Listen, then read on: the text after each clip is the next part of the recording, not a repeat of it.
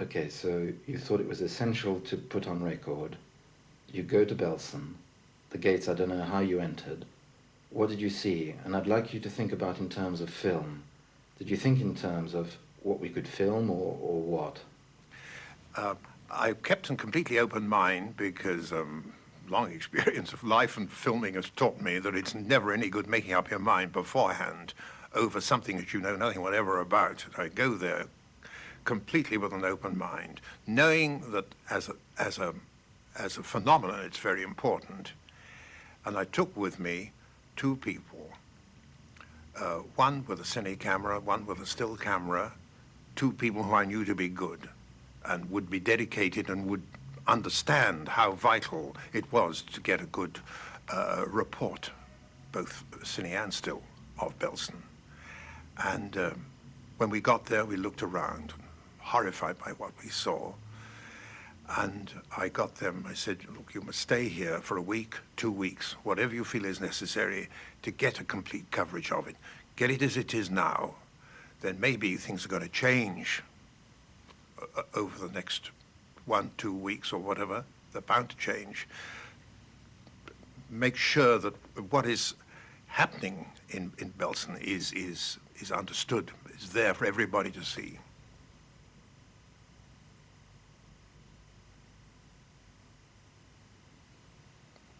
You know, you couldn't believe it. I mean, I had in mind what a concentration camp like this could be like, but nothing was like the actuality. And I determined, having spent quite some time there, to write down exactly what I had seen, because I felt that process of time might blur the edges of certain things I had seen, particularly the horrible things. But how was it possible for you to decide at that point that your memory will fail you? I didn't decide at that point. I had no intention of writing anything down. When I came away from it, I started scribbling down some notes.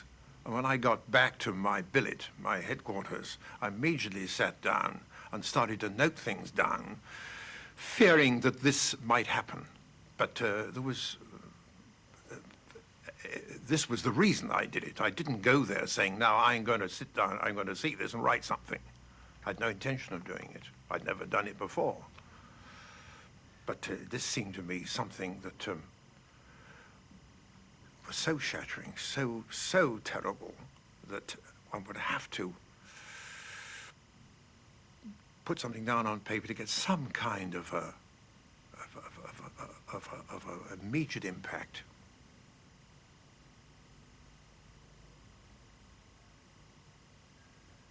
Then you went around, you saw these groups laying about, because it was a nice day, I remember that, and filmed all the people laying down on the ground, crouched together, dead, dying. You could see, I remember seeing, you could see one bloke go as if he'd just died. And I walked around, and I was walking around this encampment, and I suddenly saw, I was looking through some wire fencing, and I see 3 heads just over, and I looked, I thought, what's going on here? And I managed to get round and go back, and there were these 3 people eating a body. Now, so I wasn't sick, but I was so shocked, and I couldn't film it. I couldn't photograph it, and it was so horrific. And my first thought was how I hated the Germans. How could man let anybody get into this state and not do anything about it? It was so awful. It, you know, I began to think, am I on Earth? Am I alive? Is it true? I must be in hell. I must have been killed. I must be in hell. For people to see people in such a state.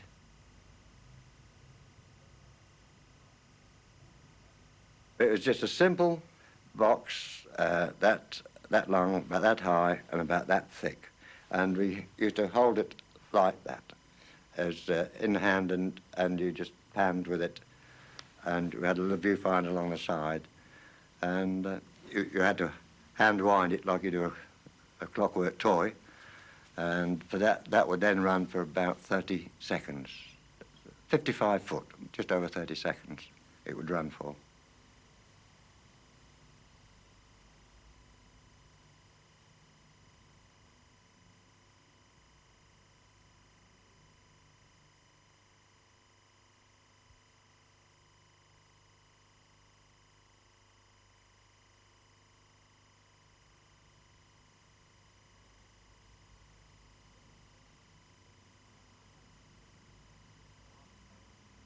I mean, I've had worry over the, thinking back for this program of things, and it's frightened me.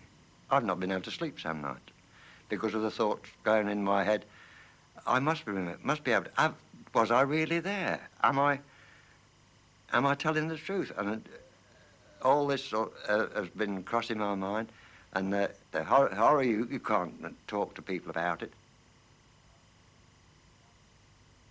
You could see all the cheekbones, the gums, the teeth protruding, shrunken necks and heads, and I can see them and going for a close-up of those, which I must have done.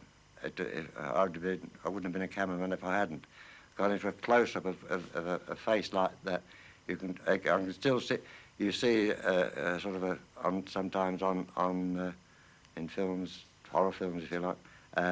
A death's head, shrunken, or a human skeleton of head. I can see a skeleton looking at me through the lens. That's how. Knowing, in hindsight, anyway, I can't remember actually doing it, but in hindsight, I could picture what I saw, would have seen. It was so bad.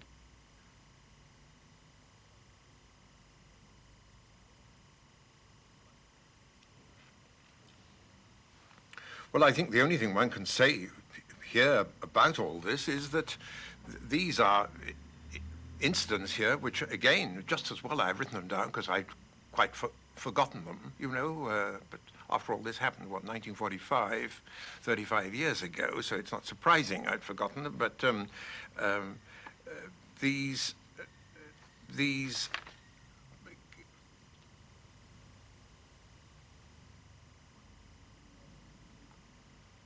I remember there was one instant, I made a note here, as I was leaving the scene, I noticed a dead woman beside it, a tiny withered corpse of her newly born baby. On the baby's head was a little woolen cap, edged with blue frilling. I noticed a young woman ahead of me who, by some miracle, had quite a clean dress. She was walking rather unsteadily, as though she'd been lying down a long time. As I overtook her, I looked back, and she was quite mad.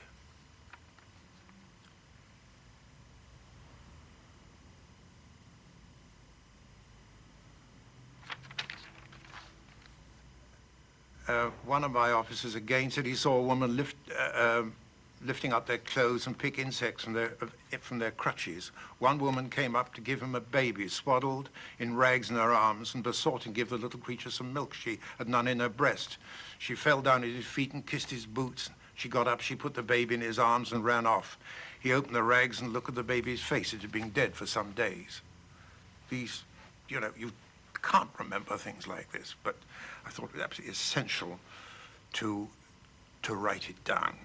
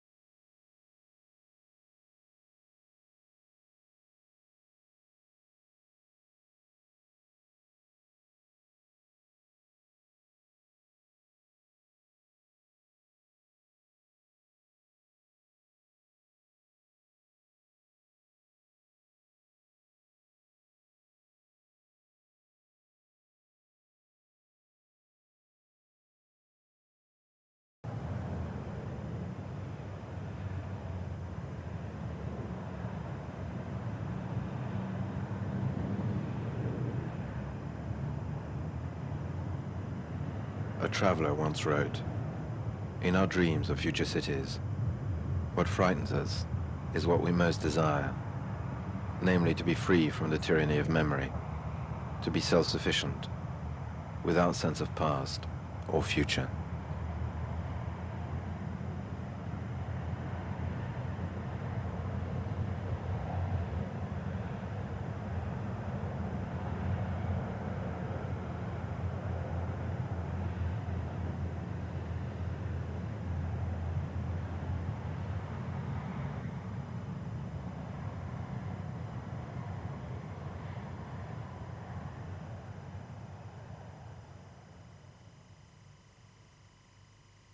For a long time after the Second World War, the photographs and documents of the German concentration camps had stood for the memory and knowledge of those events.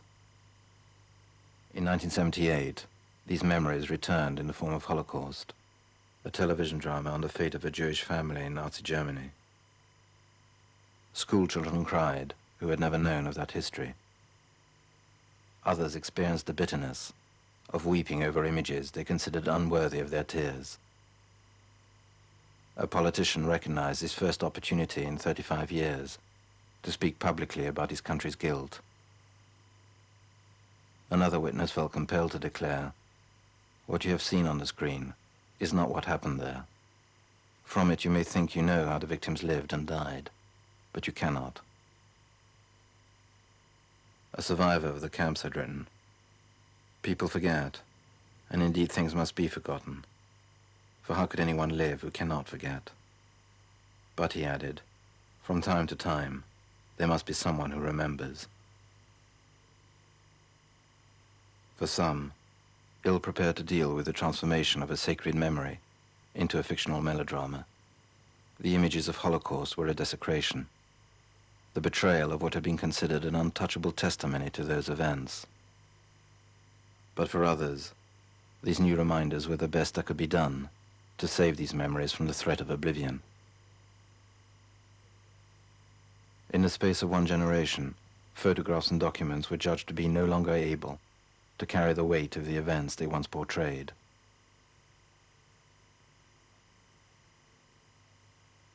It was as if a vital memory had been surrendered to guardians and restorers, who could return it to us at will, but with little trace of its previous existence.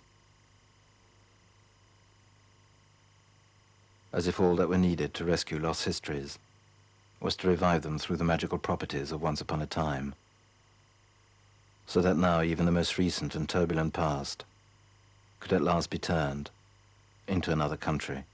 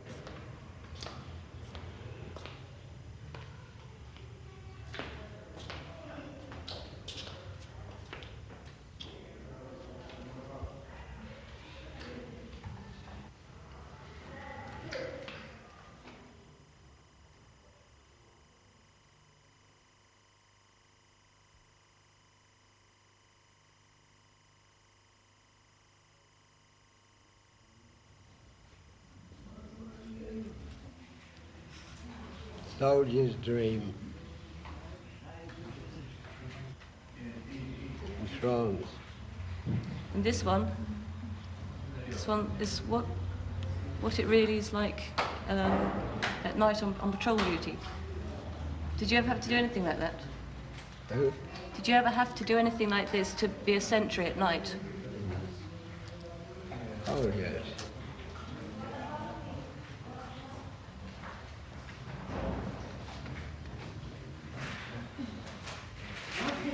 Yes, yes, yes, yes, yes,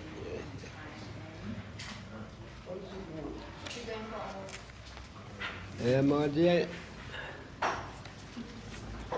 I'll leave it out and then you can have a look at it later if you like. yes.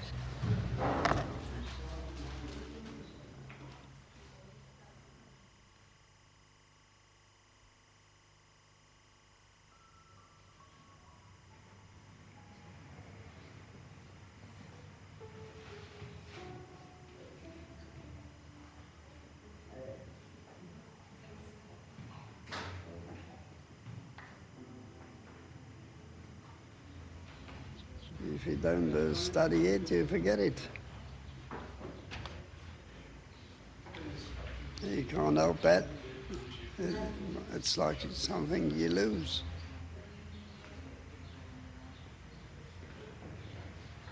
You can't, if it don't stay in your mind. So you let things go.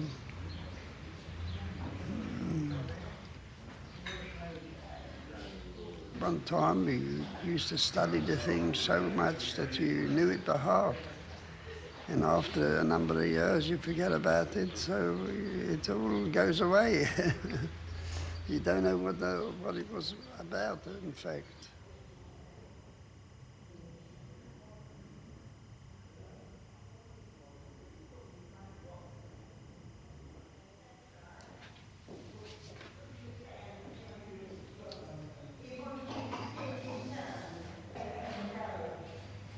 Long ago, along there, there used to be pictures and all that kind of thing. Do you rub the clothes down on there? Yeah. Yes. And what about these then? Do you remember these? Oh, yeah. It's, that was when you used to put a drop on your hair or something like that. Or on your hat or like that. It's all according to what you want to use it for. This is a blue bag. Yes. Did you use those in the washing? To make the clothes white? That's what they used them for, isn't it? Yeah.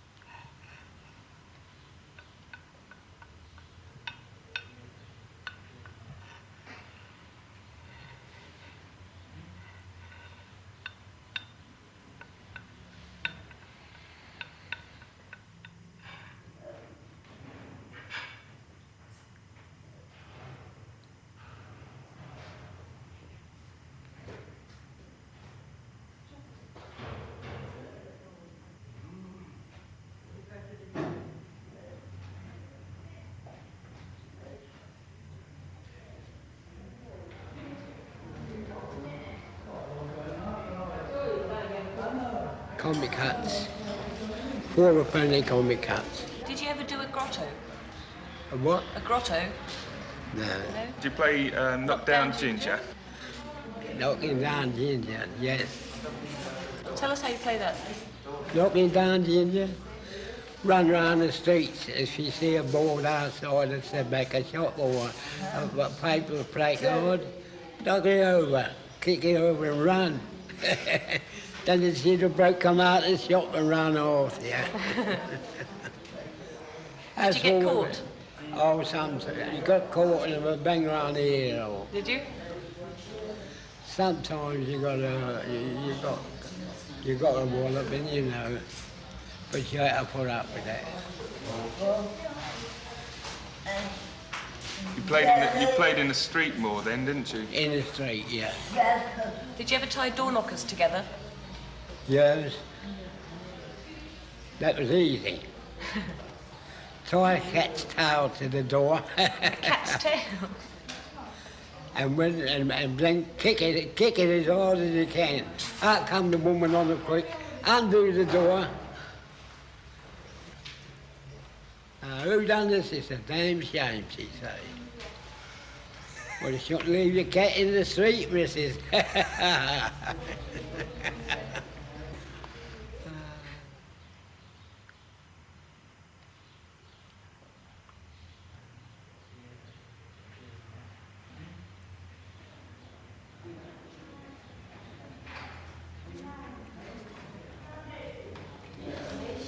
Might have been working in a side street to teach us to do certain things. Were you a tailor? Yeah, I started as a tailor. Oh, I was a good tailor at that time. What was your first wage then? Oh, £0.50? something like that, the first go off. Gradually it got increased.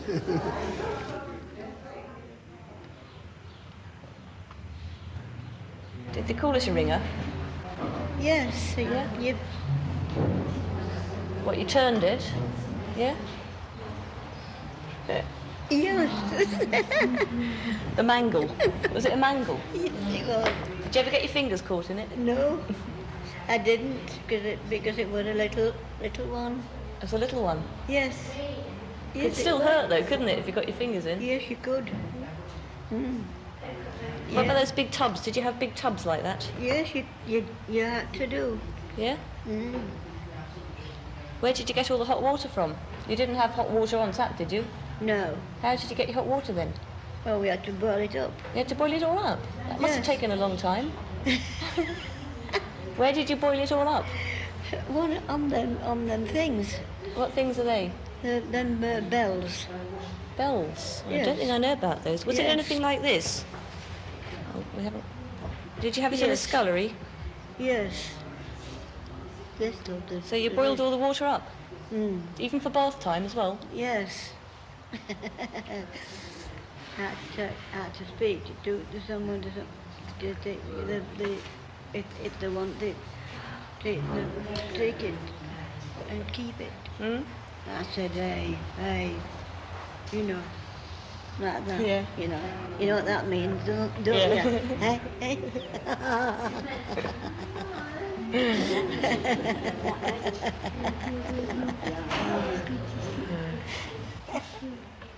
Yes.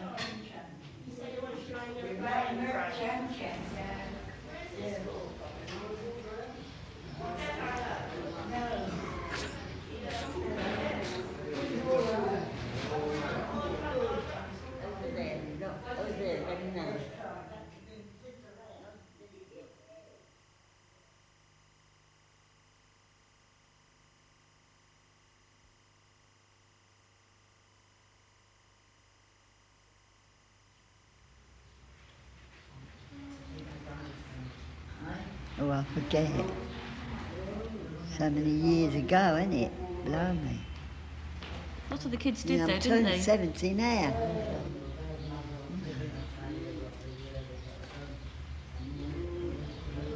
I don't know. God knows me.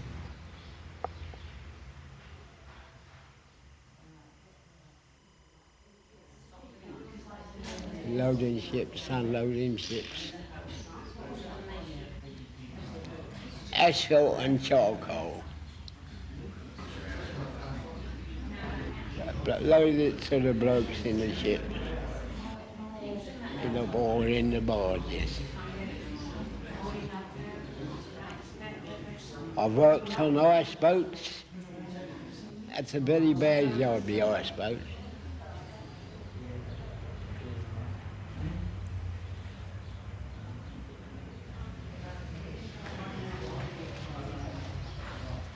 Do you remember the cigarette cards? Yeah. You were telling us about the games that you could play with these. How did you use them? Did you collect them for a start? Whenever you see a man has a cigarette packet out of his pocket, you used to follow him for miles, you know. And I was a picture governor, yes. If you say thank you, you was all right. If you didn't say thank you, you was all wrong. So you collected the cards off other people's cigarette packets? And did you swap them with each other? Yes. What sort of games did you play with them? Blowing, flicking them up at the wall. Could you still do it now? Oh, there's nothing in it. Child's play, babies play it now. Go on then, show us how you did it. I'll take those.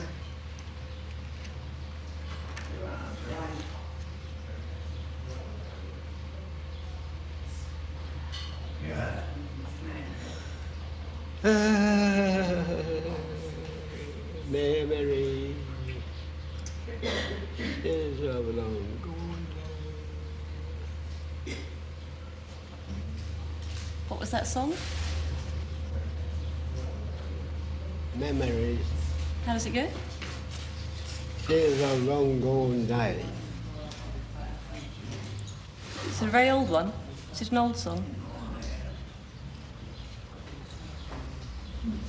Do you remember a song called What Will Become of England? No. What will become of England has done so much for me. Some of the faithful children I cannot bear to see. I love the naked city. The children are so fair. The children there and everywhere is there.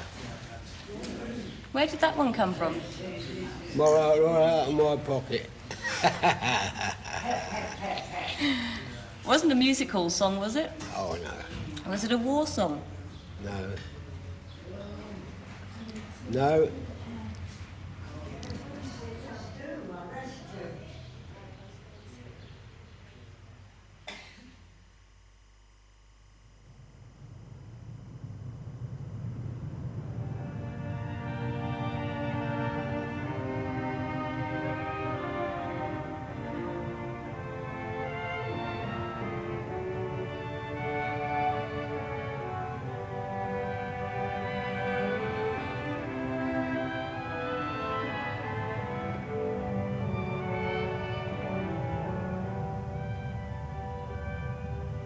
Imagine a city which has no place for magicians or sorcerers, juju men or wizards, no belief in ghosts, relics, totems, charms or spells.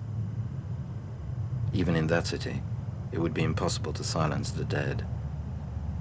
It's more a question of how they would be allowed to live, how they would breathe and move, what stones would carry their spirit, and what dreams demand their appearance.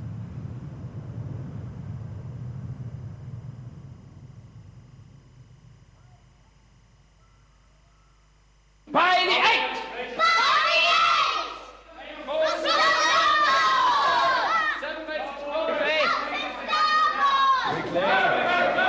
Let's take another sounding, see how deep it is now. Hold on to your rope. Right, main sail, 2 paces aft. 2 steps to the fore. 2 paces aft. By the 10th! Right forward. Any rocks on that side, gentlemen? Any rocks? It's very shallow. Rocks? No. Let's take another sounding. Right, lads. Kneel. Right, now hold on for the wind. Right, hold on tight. By the 6th! Rise on your feet, lads. 8 paces aft. 8 paces aft. 6 paces. 6 paces forward. 3 paces aft. Rise.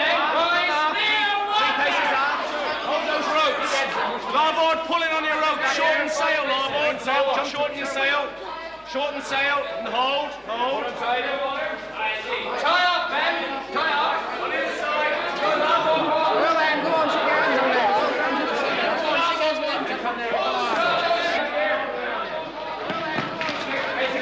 Do you see any more rocks? They're so seas.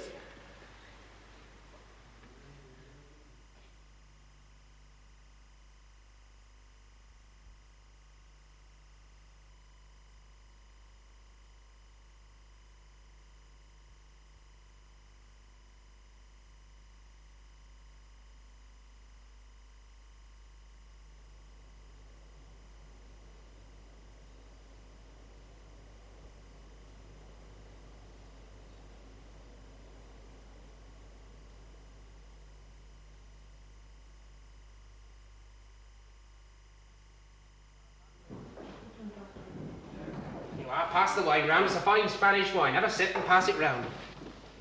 'Tis heavily spiced. Do you know about spices? They're very expensive, aren't they? Now, on our voyage, I think we shall take some spices because, you know, spices are used in meat, aren't they? We put them with meat, so through the winter months, our meat has some flavour, and so it does not taste so foul. Now then, gentlemen, I did ask you to keep a secret, didn't I? As to where we are going. Now, would you, sir, mind to get that very heavy Bible from over there? Can you see it on top of that cabinet? Now, be careful, you don't drop it on your foot. It's very heavy. Now, you bring it here, sir. Excellent. Right hook. Now, with all those gentlemen that are about this Bible here, would you place your right hands upon it? No, so right, gentlemen, come round Would you, here. gentlemen, Take your right you arms lean over and and place come your right round hand? here. The others of you will swear presently. Now then, would you say after me, I do swear not to tell of the secret not to tell of the secret of the true destination of the true destination of this our voyage. of this our voyage. Right, thank you, gentlemen. And now if you pass it along to the other end, you pass it down to the other end, and all those gentlemen who have not yet sworn, place your right hands upon the Bible and say after me, I do swear I do swear not to tell of the secret not to tell of the secret of the true destination of the true destination of this our voyage. of this our voyage. Right, thank you, gentlemen. Now, the reason I would have you swear to this is because there are many spies in this country, and the Spanish ambassador, Senor Mendoza, it might happen that he has some spies aboard our ship. So I would not have you tell anyone, none of the crew, where we're going. Where are we going? Where are we going now? To the South Seas. To the South Seas, that's right, through the Straits of Magellan. On larboard and starboard, turn around and undo your ropes. Turn around now. Turn around and undo your ropes. Undo your ropes on the side. And take hold of them. Now take hold. Just take hold. Don't let any more out. And turn round to face in amidships. Turn about and face in. Turn about and face in. Excellent. Now hold on tight to those ropes. And when I start, you start. Helly, holly, hi, ho. Helly, holly, wait. And hilly, holly, hi, ho. Hilly, holly, way yo. Hilly, holly, hi, ho. Hilly, holly, way yo. Hilly, holly, hi, ho. Hilly, holly, way yo. Hilly, holly, hi, ho. Hilly, holly, way yo. Hilly, holly, hi, ho. Hilly, holly, hi, ho. More big. Holly, hi, ho. More big. Holly, hi, ho. Hilly, holly, hi, ho. Hilly, holly. And then we put in what? Cannonball. All right, let's take a little one, shall we? Cannonball goes in, doesn't it? All right, then we put more wadding in. And we put it in, we put the wadding in so the cannonball doesn't move about inside. All right, so it's nice and tight. What do we do then? Light the fuse, so we need a flame, don't we? And it's on the end of a rope called a linstock. And we touch the powder, then what happens? All right, the cannonball comes out.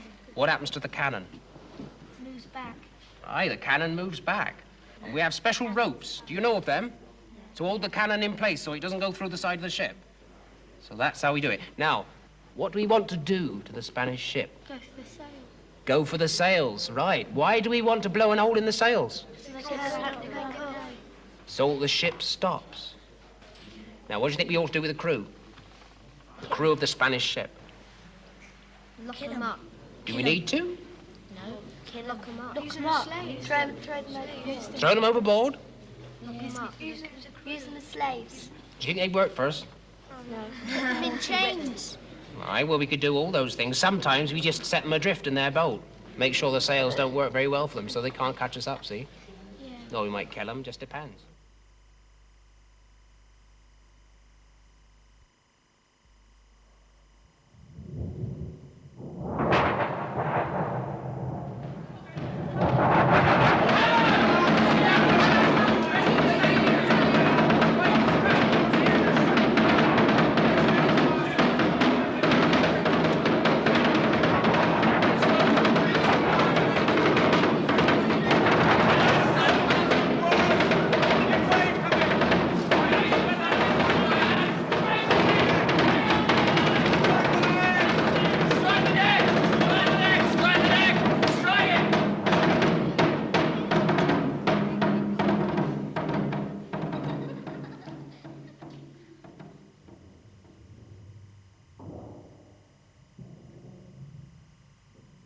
Let us give thanks to God that we are safely through the storm.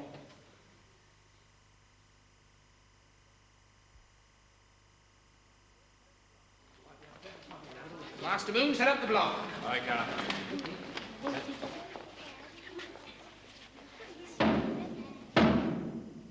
Gentlemen, mariners, farewell. I join a loyal subject to Her Majesty Queen Elizabeth.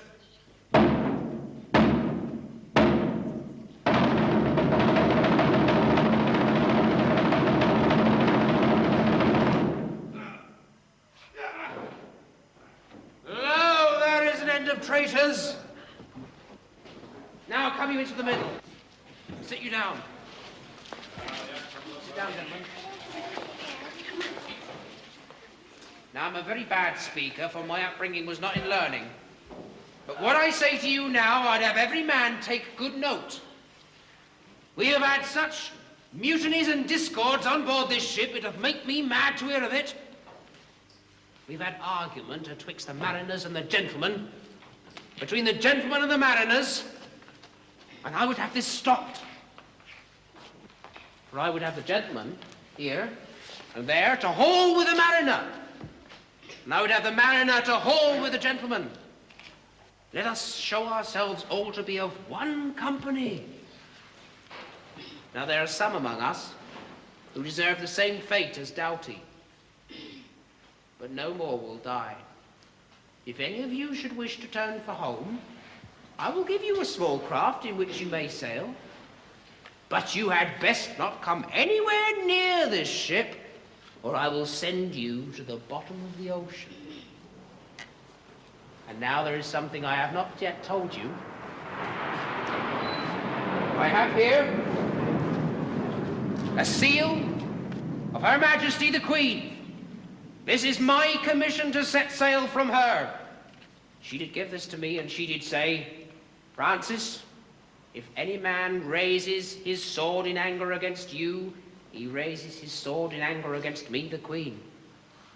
So, gentlemen, we not only sail for ourselves, but we sail for the Queen and for England. And if we turn back now, we go surely to the hanging rope. But if we go forward, I can promise you as much gold and silver as there is wood upon this ship.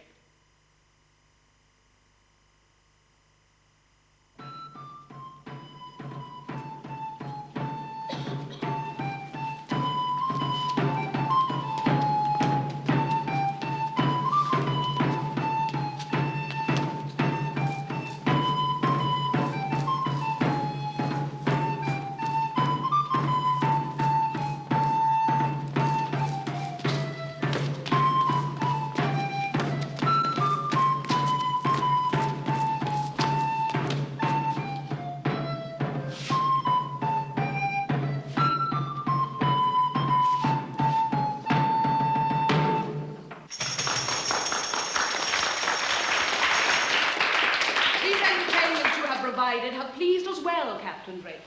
But now we must to business. The King of Spain has asked us for your head.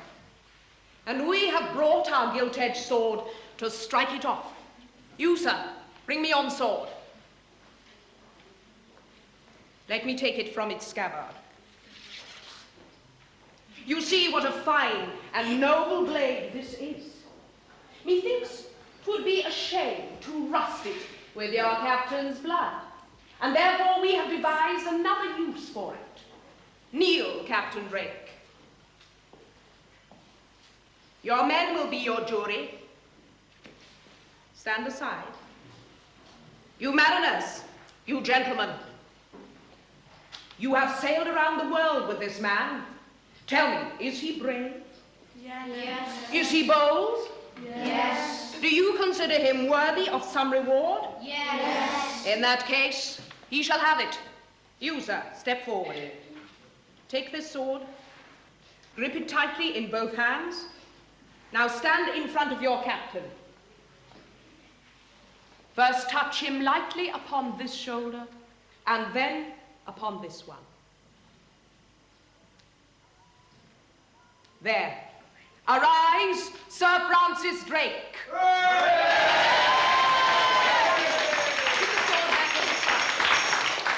And now, before we leave you, one final word. All England is aflame with stories of your voyage, for your eyes have seen sights that no other English eyes have ever seen before.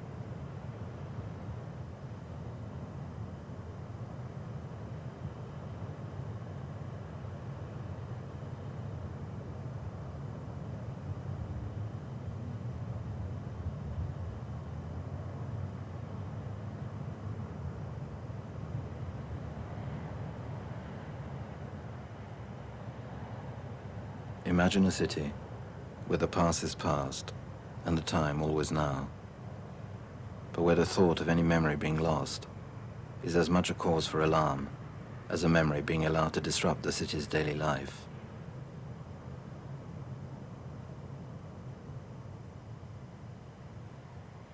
In that city which dreams of living in a permanent present, but dares not let go of its past, freedom is advertised as freedom from history, its promises, its temptations, and its demands.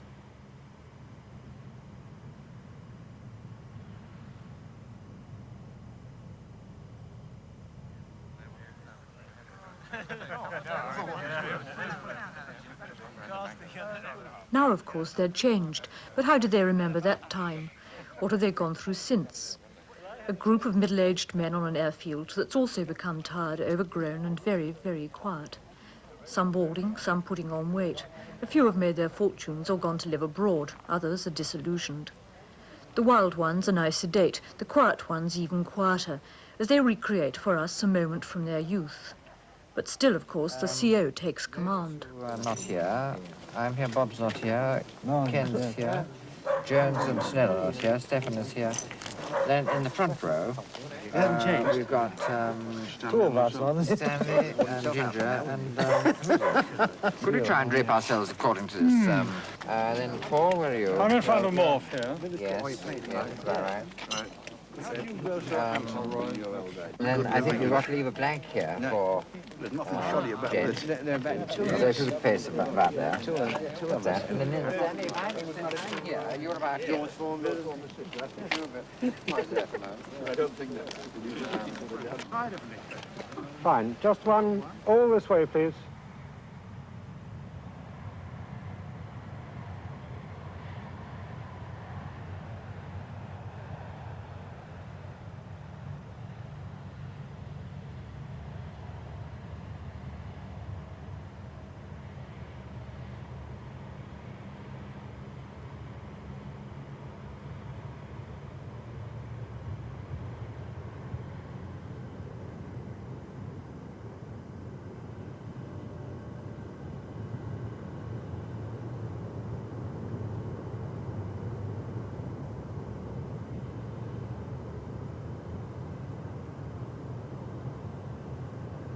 In that city of too many memories and little time for remembrance, progress and improvement are seldom spoken of.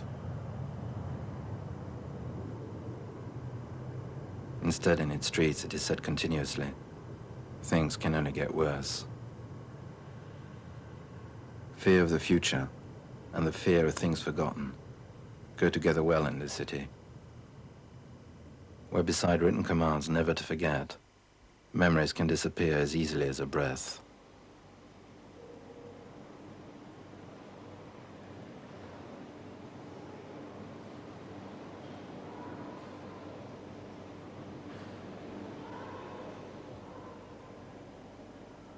It was an era in which people became very emotional. I may be wrong, but I think that would be fair comment. And the big hostesses of London vied with each other to get any person they thought at that time was in any way distinguished by something they had done at the front. And suddenly they took to the two of us in a big way. If they could get both of us for a luncheon, that was just wonderful. You see, it became a sort of competition. It was very distasteful.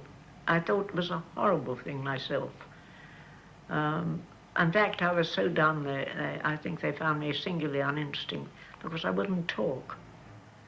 I thought this is not... All I wanted to do was to get back to Purvis quick and get into a world of reality.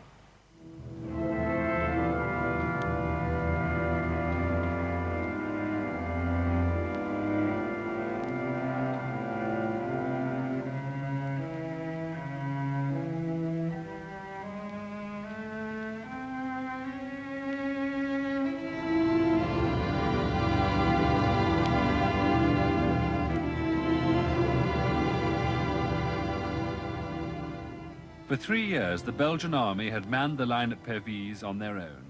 Now the British lent a hand, and in particular the Royal Naval Air Service.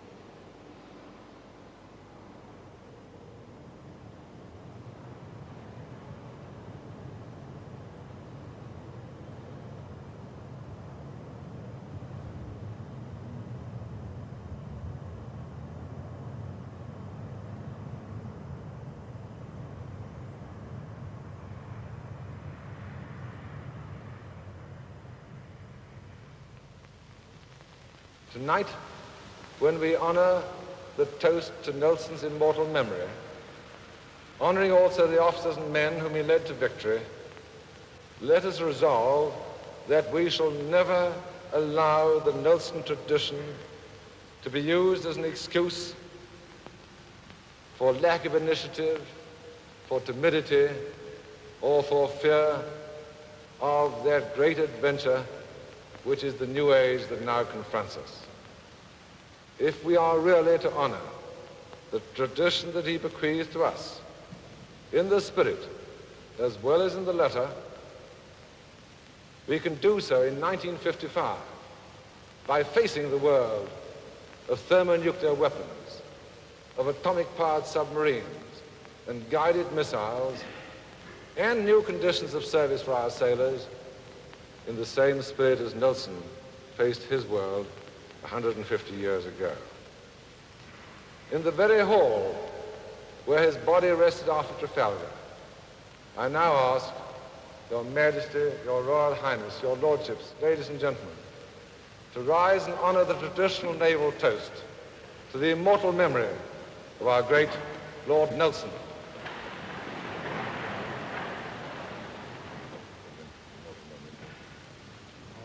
Immortal memory.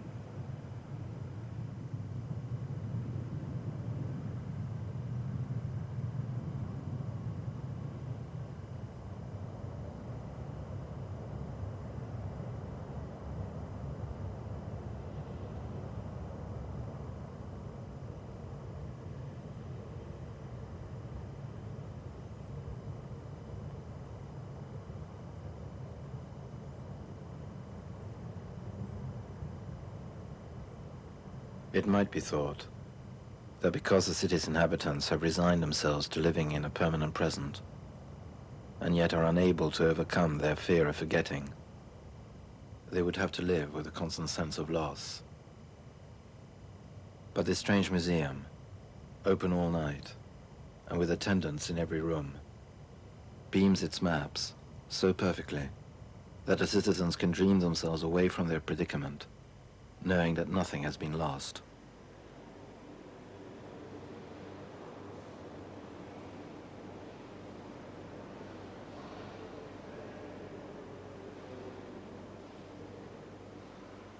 The TUC declared a general strike and received immediate solid support. So did the call for volunteers to work against the strike. 250,000 special constables were enrolled in the first week. In one county, there were 10,000 more volunteers than could be found work. Volunteers drove trains and buses. Lorries and drivers made themselves available in overwhelming quantities. There was a wholesale exodus of undergraduates from Oxford and Cambridge for the volunteer services, and ordinary people made a point of getting to work somehow. People with cars gave lifts to everybody.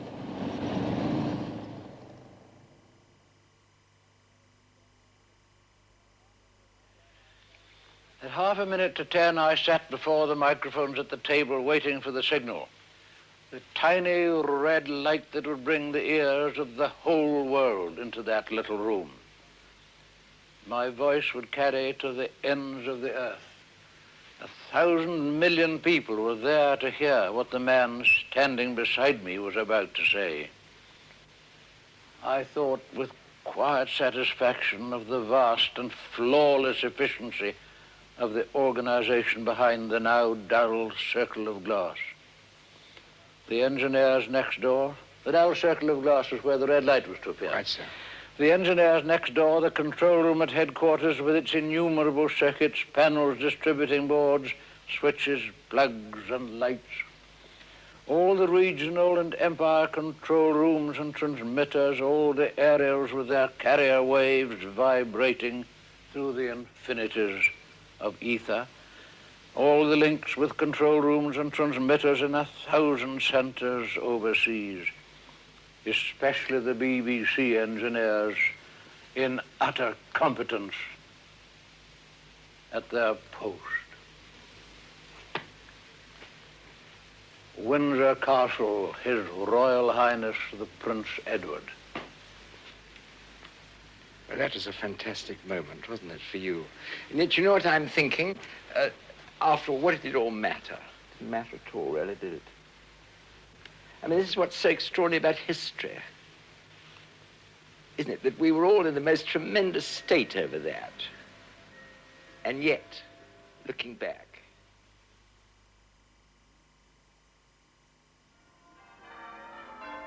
I used to wait for hours to see him move, convinced that he could breathe. One dreadful day, they hid him from me as a punishment. Sometimes the desolation of that loss comes back to me, and I must go upstairs to see him in the sawdust, so to speak, safe and returned to his idolater.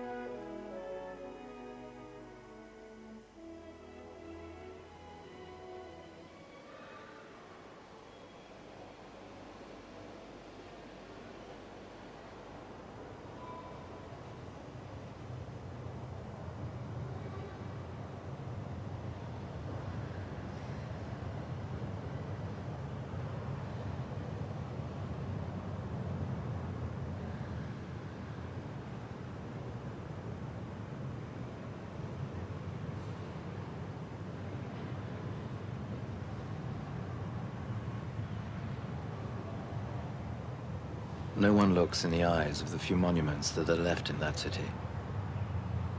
It does not profit to stare at them too long, for a sense of the city's own time might make itself felt.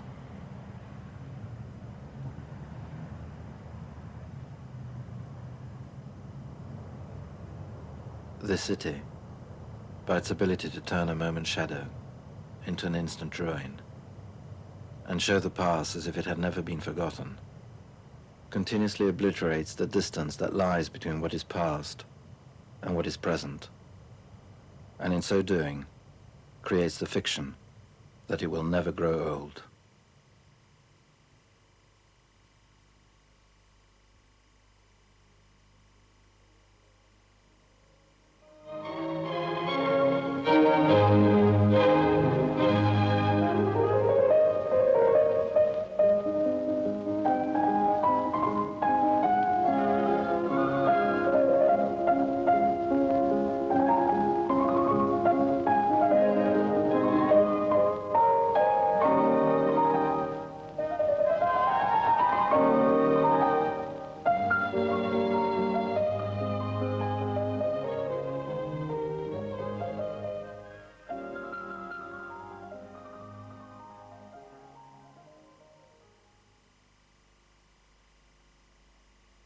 In casting your votes for strike action, you have now become one union with no autonomy. The miners have agreed, subject to them being consulted during negotiations, and before any settlement is reached, to place the conduct of this dispute into the hands of the General Council. They have thrown their lot, their cause, into the general movement We look upon your yes as meaning that you have placed your all upon the altar of this great movement. And having placed it there, even if every penny goes, if every asset goes, history will ultimately write up that it was a magnificent nation that was prepared to see it through rather than see the miners driven down like slaves. Thank you, Mr. Chairman.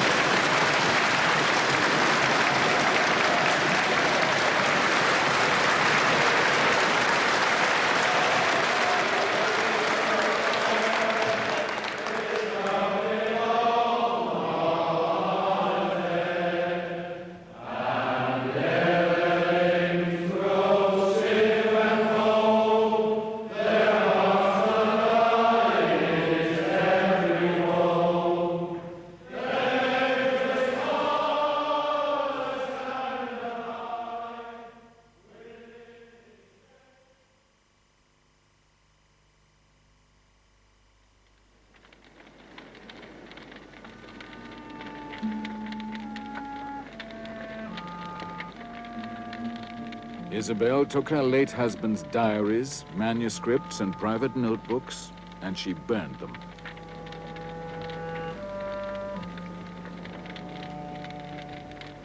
Isabel burned sketches, engravings, anthropological notes. She burned the 40 diaries Burton had kept meticulously day after day. She burned references to herself and references to Victorian manners and custom.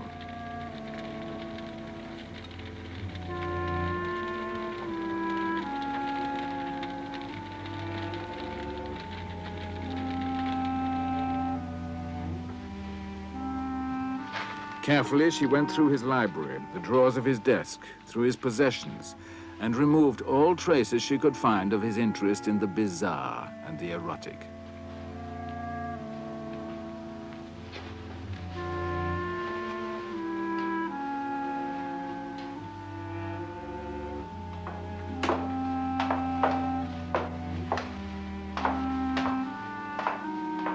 A London publisher sent a telegram offering her 6,000 guineas for the manuscript of The Scented Garden.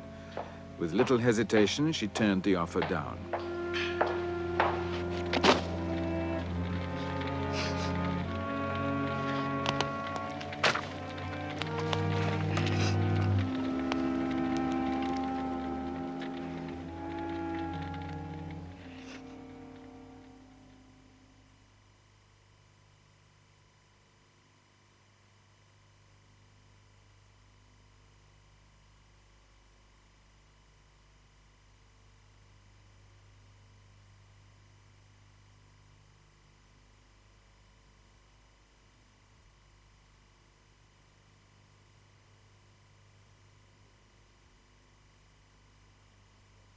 The city, often described as a city without signposts, whose roads never lead out, and whose citizens live only to the rhythm of the city's headlines, might seem to those outside as if it had all the makings of a paradise for amnesiacs.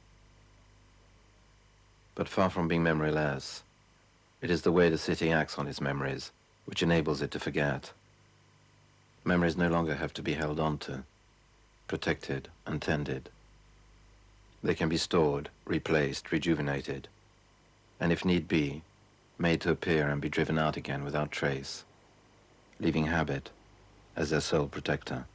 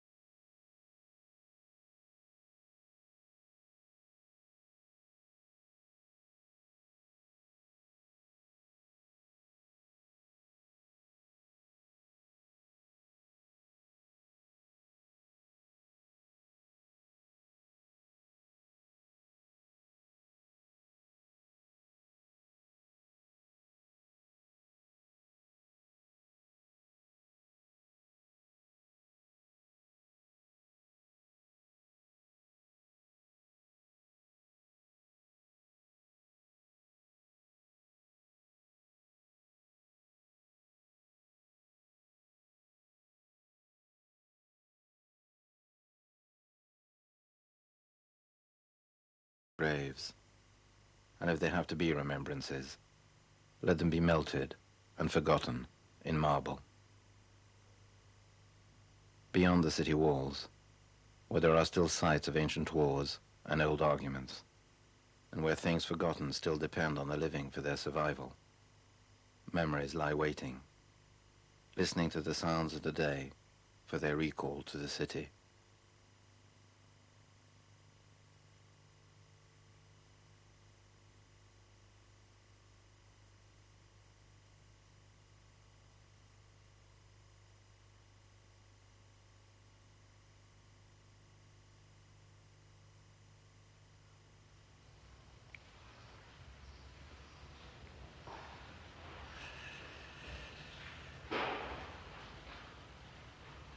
All those have gone.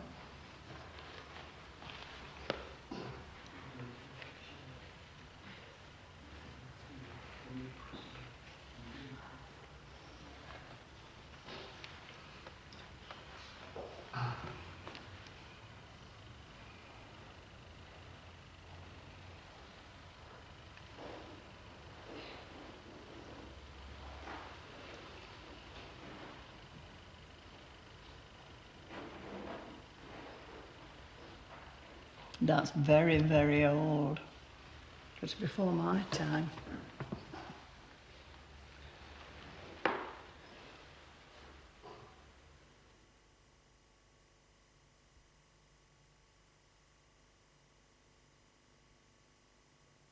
When we went to each to have a look, one family went to see stones.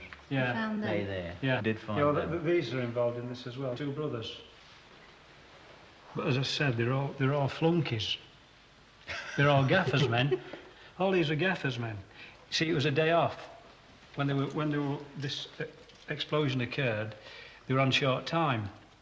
And so it were only gaffers men, or flunkies, blue-eyed boys, which were at work. And if you look at this list, you find Gaffer Dunn himself had got 2 sons down. Yes, yeah. And he got a brother down. And also he got quite a number of cousins as well, with Stones and other people. And, you know, nepotism were rife. And as I say, that most people were working on that day because it was short time, were favourites. And if they'd all been at work, there'd have been something like 300 people. And they probably all got killed. Yeah, and on inquest report, there's not even one miner on jury. It's all farmers and gentlemen.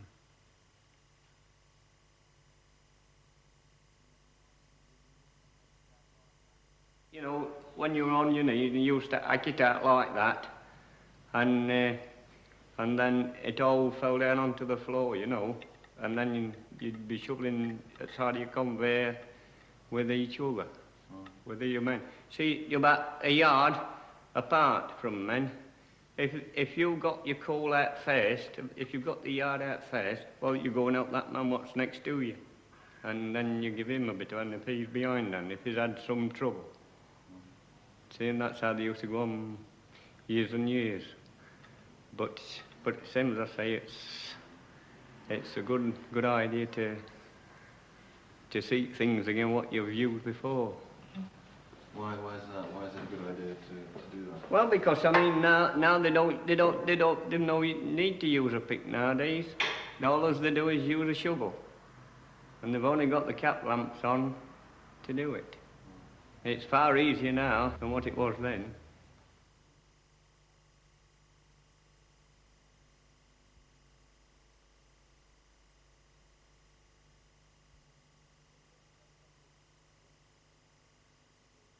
During Claycross's rent struggle, I became very concerned with regards what had made Claycross tick previous to the struggle, and made an appeal to the local population to see what they got in the bottom drawers, and began to collect quite an enormous lot of photographs and ephemera relating to Claycross's past.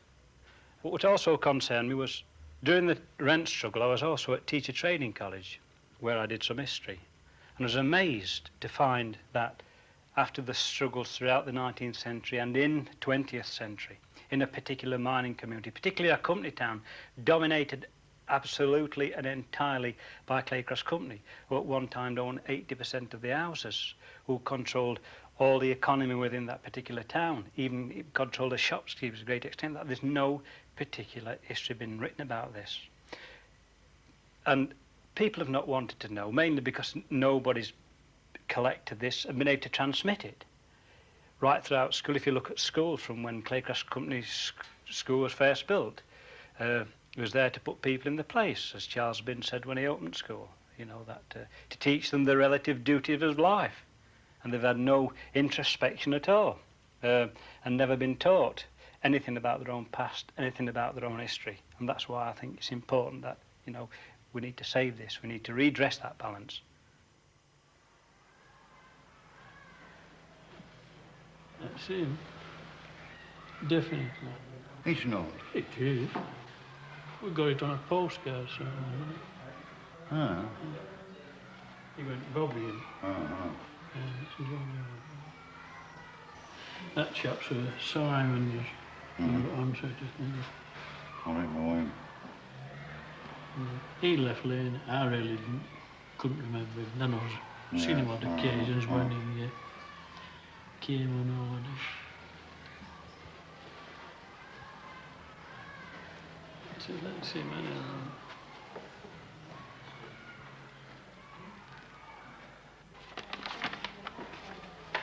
First soldier killed Yeah. Corporal John H. Van, fatally wounded at Mons. Oh, yeah, very I never nice. read through it. Yeah, in fact, Me it was too. first Claycross soldier to get killed in the First World War. Very nice. Just heard of a bowler house? The men used to wear those a lot long ago.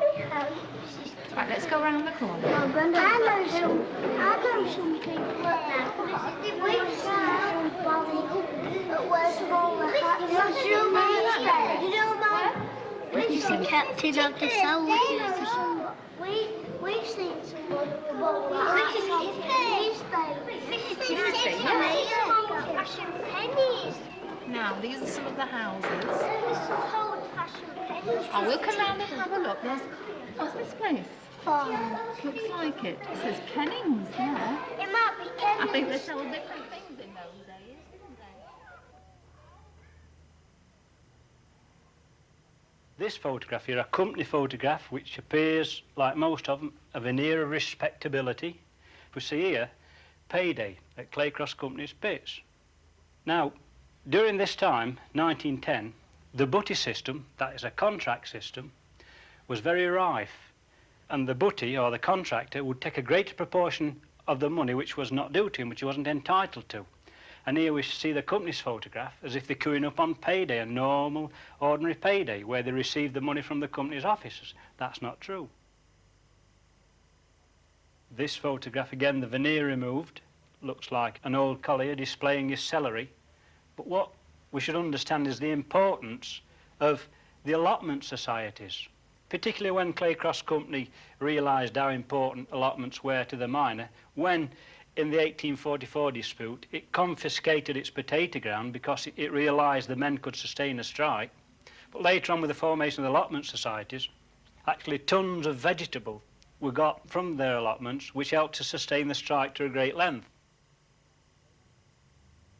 This shows fire brigade, perhaps just like a typical Trumpton brigade. But when we remove the veneer again, we see that, in fact, all the people involved in this, with the exception of one, were all part of the petty bourgeoisie. No working class members at all. And in fact, in the first 10 years of its existence, it never goes to a working class home to put a fire out at all. This was done by the buckets.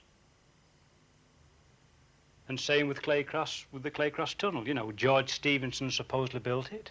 And when we begin to look into that, George Stephenson never came near Claycross at all. Only when the pits were sunk and his black diamonds, his coal, wasn't getting to London. And George Stephenson never built that tunnel at all. It was built by 2,000 navvies who came from Kilsby. And we were never told about the mortality rate during the time it took to drive the tunnel. And in fact, the inquest reports reveal at least 12 people were killed when that tunnel was being driven.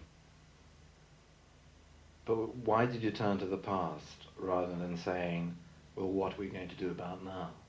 Well, I think my involvement in Claycross' struggle didn't turn me to the past. it just simply raised questions of what had made us tick. And in immersing myself into this as an interest, I began to realise what existed. And then I had to suspend my original idea of looking into the political aspect of it, because a job needed to be done to retrieve and save all this material. So I had to suspend my initial interest, and that is the political one with regards to Claycross. Why ratepayers and Tories, etc., dominated Claycross from 1900s up to about 1960s. And that has been temporarily suspended because of all this material which needs to be saved. And this is where all my spare time and my efforts gone in retrieving this and beginning to remove the veneer of some of these photographs and bringing it to the people as well, and perhaps get other people involved in looking at other aspects as well. So you saved the material, and in saving it and looking at these photographs, what happened to your political ideas, or to yourself for that matter? Well, it's probably reinforced my particular points of view politically, that looking at the relationships, the antagonisms between capital and labour, looking at the reality of these situations, it perhaps, and has, without doubt, strengthened, reinforced my particular socialism. And that my immersion into the past is not simply one of an escape from reality and struggle today. As a very active member of Claycross Labour Party, I'm very concerned about that. It's just that we need to retrieve and save our own history. If not, it'll go. Where am I radio? End of New Street or King Street, Slack's Butchers. It's Marshall's Cycle Shop. That's it. And pawn shop, you look on same hey. Albert Buildings, Senior's pawn shop, goods will be redeemed every Wednesday. It doesn't matter what anybody says, when you remember poor, when they used to knock on long rows, fire backs, when bums were about, remember all that? Debt collectors. Yeah, we called them bums. They used to let everybody know to lock doors. Well, rattle on fire back? Yes, poke it with, And it went right up long road? Right through. Oh, but yeah. They were hard times for folks, weren't they?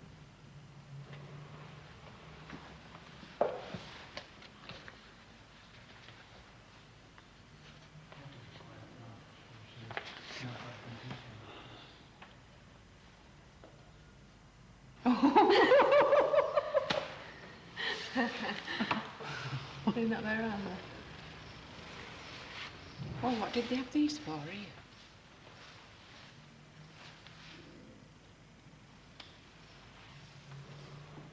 Then there was Charlie Tooley.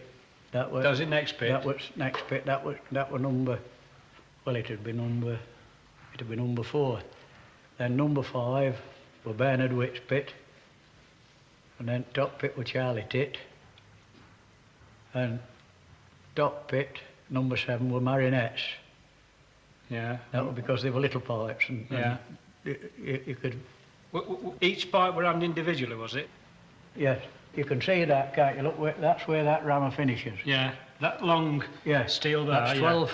They were 12-foot pipes. Yeah. But there were 2 men ramming up, one at each side, and there were a lad between with a little shovel. What do we call him? He got a special job. Serving up. He was a server up. Server up? Yeah. Yeah. Was he a sort of a trainee or apprentice? Or? Oh no, it was just this were labouring. Weren't classed as skilled? No, there's no skill attached to that. Well, so company said. There wasn't. No. There wasn't, because everything was so arranged that there were no skill necessary. Mr. James Brown. James Brown? Not me, Granddad's dad. Mr. James Brown. His dad. His son.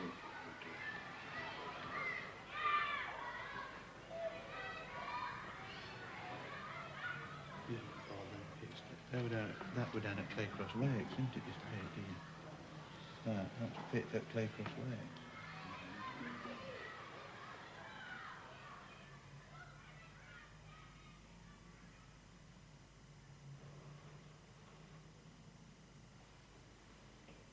One could say, okay, that's all very well, but all this is in the past. It's over and done with. How would you oppose that view, that history is no longer necessary? Because we've arrived at a point where things are okay now, more or less. Well, I mean, if you see what's going on today and the issues and conflicts involved, we need to look at what happened yesterday. It's a vantage point for looking at the future. I think it's central to that development of the ideas. History needs to be redressed at every level. I mean, in school, sort of curriculum is dominated sort of by King's Queen constitutional history, such that a lot of kids never even begin to look at their own particular place. They begin to look at kings and queens. You know, this week we've seen the world's greatest grandmother. They never even begin to look at their own. And it's so rich, some of the tapes I've got, some of it oral history, because I'm a development to section oral history, that we hope to encourage young people to go and use this. And that the working classes are totally denied any aspect of their own history. Perhaps a par excellent example of bourgeois cultural domination, the curriculum. And, you know, it needs to be changed. And people need to look at their own particular class and identify with those struggles. Why? Well, I think if there's going to be any change in society at all, then it will certainly not come overnight. And I think history is very central in the battle of the ideas. And I think it's important it starts at every level.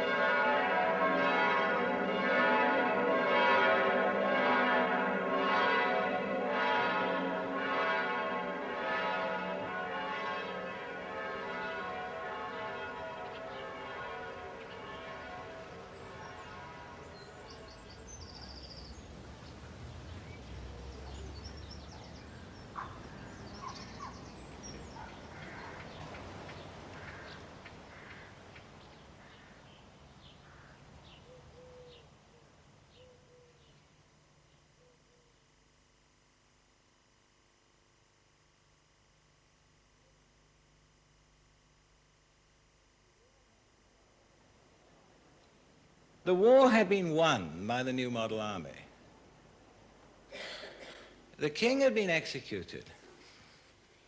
And you had, after 7 years of fighting, an army which had grown in political and religious consciousness and which was looking for ways of settling a new republic, a new commonwealth in new terms.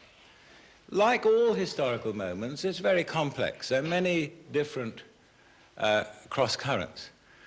There are many grievances about pay and conditions of work amongst these soldiers, conditions of service amongst these soldiers who've been marching and counter-marching for 6, 7 years, and who then suddenly found they were being sent off once more to put down a rebellion in Ireland. But you also had the mounting pressure of, if you like, direct democracy, delegate democracy in the election of agitators of the people who might be of any rank, privates, corporals, cornets, the demand to control that army through an elected general council, the demand for the settlement of the Commonwealth on democratic lines, on a universal manhood suffrage with only servants and persons who had fought in the King's army excluded. I think we want to say this was a valiant army. It was a thinking army. It was very much a thinking army. Tracts, pamphlets, sermons were circulating continually among the soldiers and increasingly in their camps. So that in a sense, it was a premature workers' educational association, or yeoman farmers association, soldiers association, citizens association, with around the campfires, in the tents at the evenings, discussion groups about about the very principles of democracy. I think you also have to say it's a very zealous army, motivated by a great spiritual zeal, an intransigent spiritual zeal, which is expressed in this extraordinary marching song of theirs. The Lord begins to honor us. The saints are marching on. The sword is sharp, the arrows swift, to destroy Babylon. Against the kingdom of the beast, we witnesses do rise.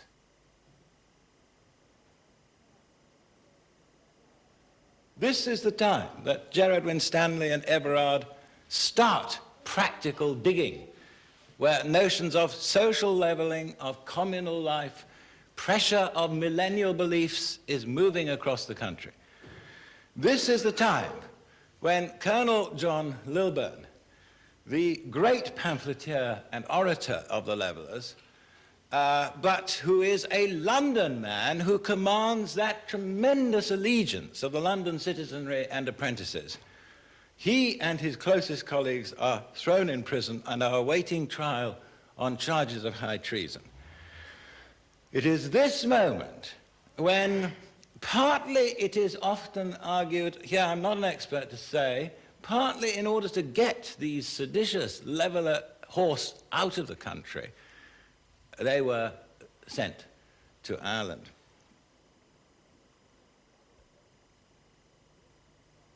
Several regiments of horse moving across towards Ireland mutinied at Salisbury. Their senior officers in the main withdrew from them, and those others who didn't want to support them, and with no particular leaders, Cornet Thompson, the brother of Captain Thompson, was one of them, they marched up by way of Wantage to Abingdon, to Newbridge. Finding Newbridge blocked, they were about to force it, but were persuaded by a mediator to go north and swim the Thames, and they arrived weary, utterly exhausted, on the 14th of May at Burford, putting their horses out to grass because it was believed that they were not actually in a state of war with Cromwell. The promise had been given, as they understood by Cromwell, that he would not pursue them, that they would negotiate.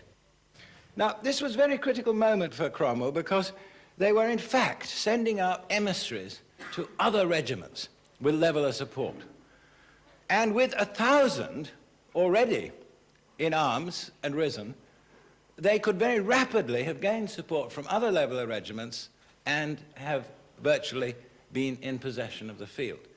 And there's one thing that Cromwell never failed to be in emergency, and that was decisive. And in an extraordinary forced march of nearly 50 miles, he came up behind them, moved swiftly up, and forced his way into Burford while they were still asleep at midnight, and defeated them with very little struggle. What I see today we are commemorating is two kinds of courage. Moral courage, to follow faithfully what you believe to be right, and physical courage, which allowed these men to face death unafraid. First, then, a brief extract from a contemporary account, followed by a short passage from St. Matthew's Gospel. First, Cornet Thompson was shot, then Corporal Perkins, accounting it a great mercy that he was to die for this quarrel, and so died gallantly as he had lived, religiously.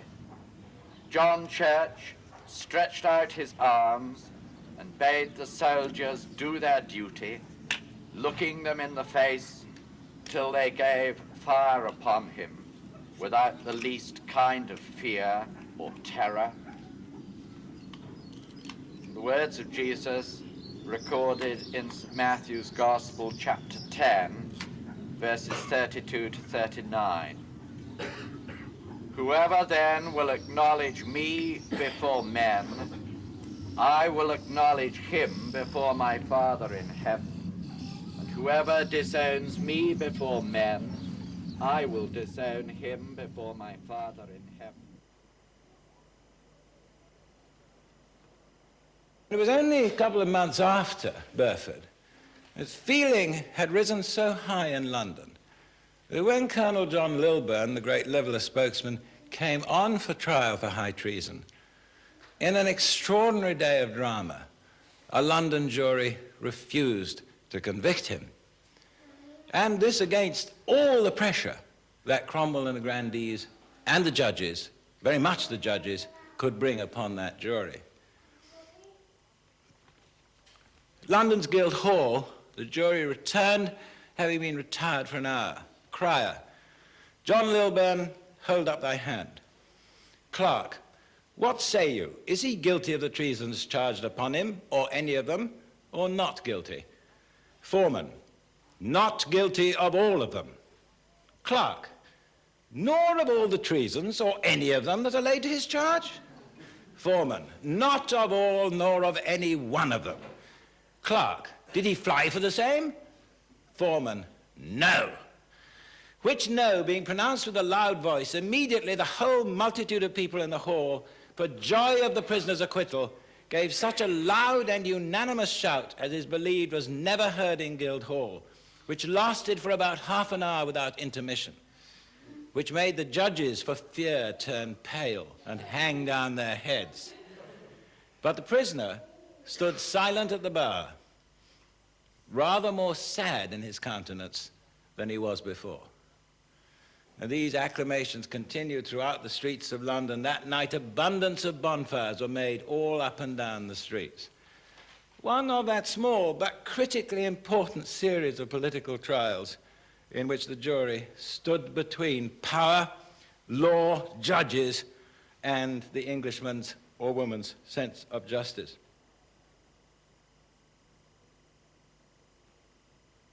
Can I remember again? I think we should remember, because probably these three had sung this song as they marched. The Lord begins to honor us. The saints are marching on. The sword is sharp, the arrows swift, to destroy Babylon. Against the kingdom of the beast we witnesses do rise. This is very extraordinary, rising up from that old England. You'll notice how that imagery carries on. Bring me my bow of burning gold. Bring me my arrows of desire. Bring me my spear, O clouds unfold. Bring me my chariot of fire. Blake comes directly, and I think I can now trace the direct ways from the 17th century antinomian tradition, the little sects in London that led through, and Blake's parents were probably members of them, to the William Blake of the late 18th, early 19th century. And when I emphasize this aspect of these levelers, I think I mean two things.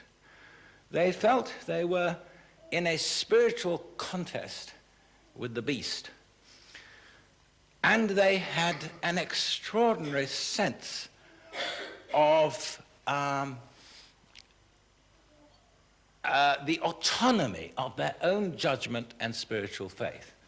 That is, each member of this army who was filled with this kind of belief felt that if he came to a conviction of faith on a matter, then he must act as a witness.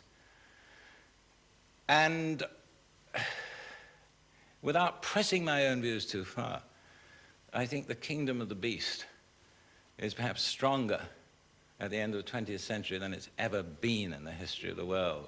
It's as strong as the old Roman Empire, but it's more technologically perfect. And the wings of Leviathan, as they would have seen it, the wings of the beast, the wings of Leviathan, of the superpowers with their nuclear arms, crowd the whole skies of the world.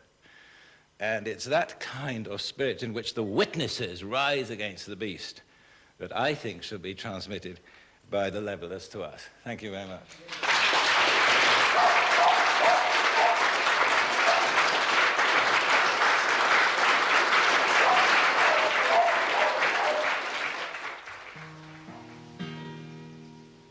In 1649, to St. George's Hill, a ragged band they called the Diggers came to show the people's will. They defied the landlords, they defied the laws. They were the dispossessed, reclaiming what was theirs. We come in peace, they said, to dig and sow. We come to work the land in common and to make the waste ground grow. This earth divided, we will make whole. So it will be a common treasury for all. The sin of property we do disdain. No man has any right to buy and sell the earth for private gain by theft and murder.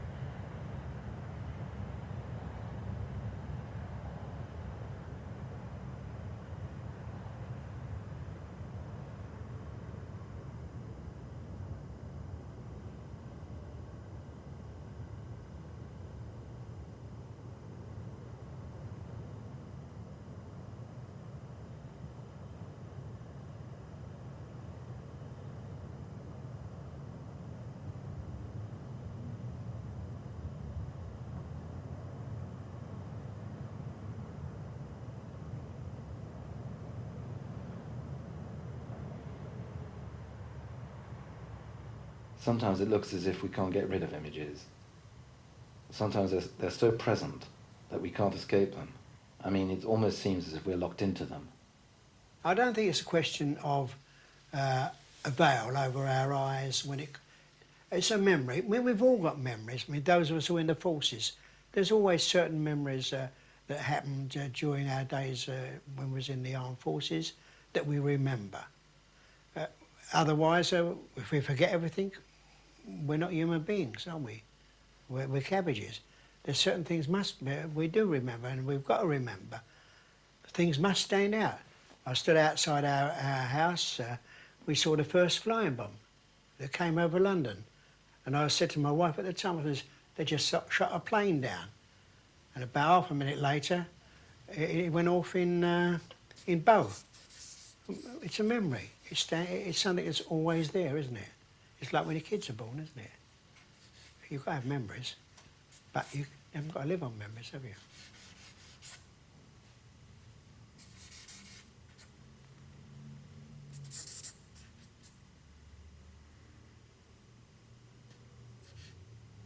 For East Londoners, it was an occasion. For example, many people have left East London today to live in other areas, particularly Jewish people, and moved up to Gants Hill, Newbury Park, Ilford and other points, and yet they still identify themselves with October the 4th, 1936. And when they meet, you know, it always comes up in some sort of conversation. Do you remember so-and-so? Yeah, oh, did he get built on the head or something like that? It's a memory that is indelible in the minds of EastEnders. And it is never forgotten among EastEnders. Of course, over the years, legend has grown up. Many things are purported to have happened, which obviously didn't happen, but, well, there's got to be something to start a legend, hasn't there? But why? I mean, I can think of some other, let's say, working class struggles. And somehow Cable Street sticks. It's one of the things that really does stick out.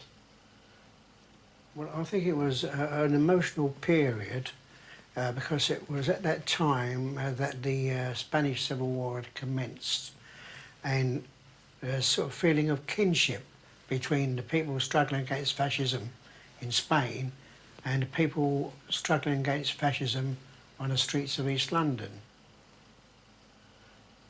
The Jewish people had another motive.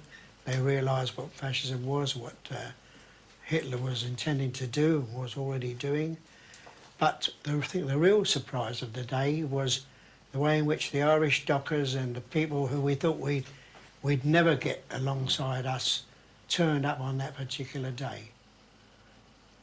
Because there was people who perhaps living side by side, Jewish and Gentile people, who may not even said hello to each other over a period of time, and then all of a sudden they found themselves both together, both determined not to let the fascists go through the streets of East London.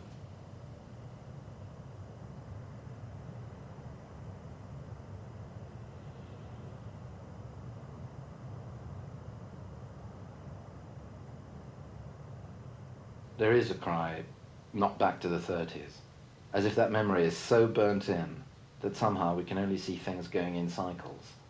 Well, all the shape and character of what has happened today happened before. There's nothing new about what's happened today. For instance, I think it was in a West Country town where 800 youngsters turned up for 8 jobs to work in a shop selling jeans.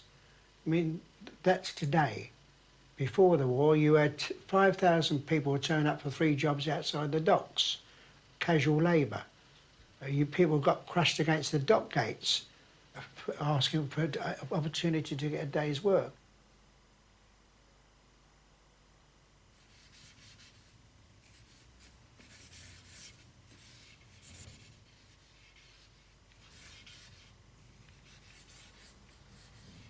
You can say, people can say, and do say, well, we'll forgive. But forget, never. You should never forget. Instead of being the Jewish people, it's now the Asian people. The whole thing is taking place again.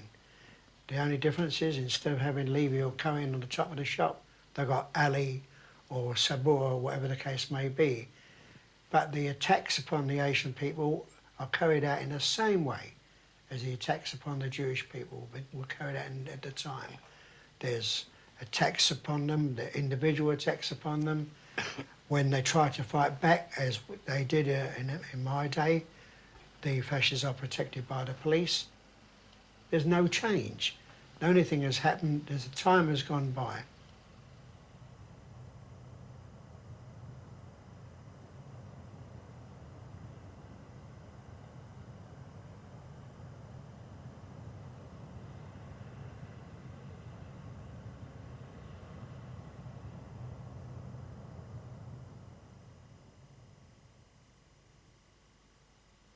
I could see the women there throwing all sorts of stuff out the window, They were chucking old potato peel and anything they could get hold of, they were slinging it out at the police down below.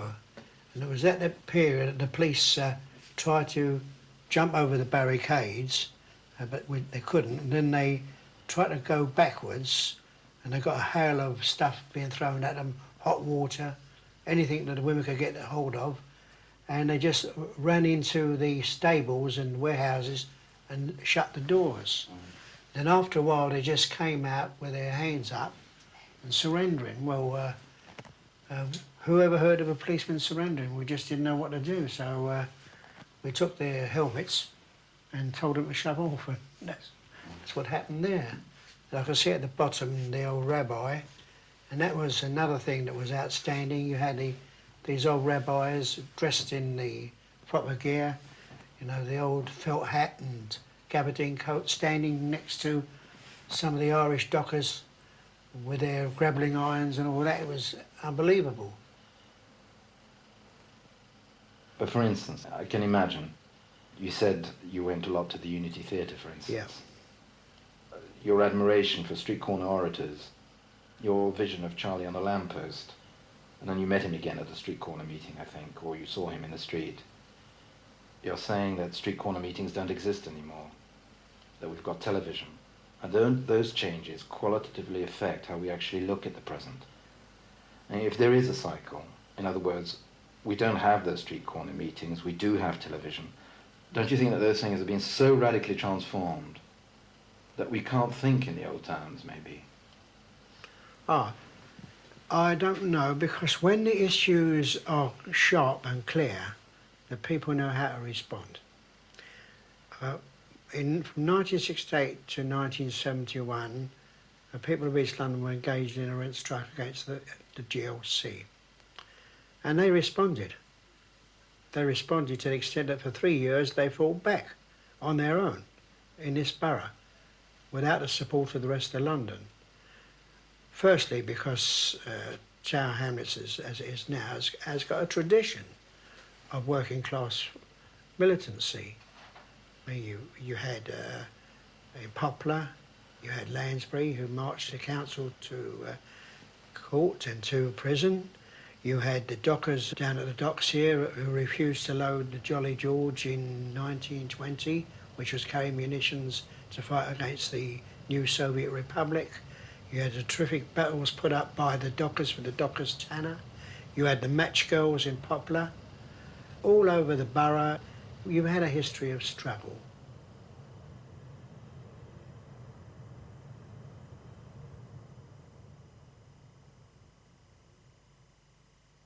There's about 9 mounted police and about 11 foot police taking me in. It's not because I was such a tearaway, but they was getting such a belting that every time anybody was arrested, everybody volunteered to take the arrested person in to get out of the firing line. I can remember this policeman actually very, very well. I remember his name, P.C. Sanders. And when I was charged with assaulting him, and the magistrate asked if the policeman if I'd hit him with a fist or with a weapon.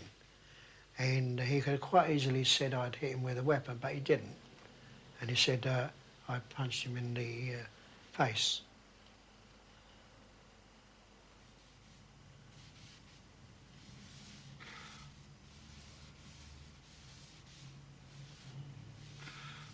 They opened the charge room door with my head. They didn't sort of knock at the door, they just lowered me, used me as a battering ram and slung me through. And that's how I think I faded from it all. And when I woke up, I was smothered with blood, and I woke up with terrific cheers going on all round, and I didn't quite know what it was all about. And then it seeped through that the fascists had been defeated and they'd been forced to retreat away from this area and gone up the West End. And all round the neck there, the people were cheering and banging at the doors, and the right carry on.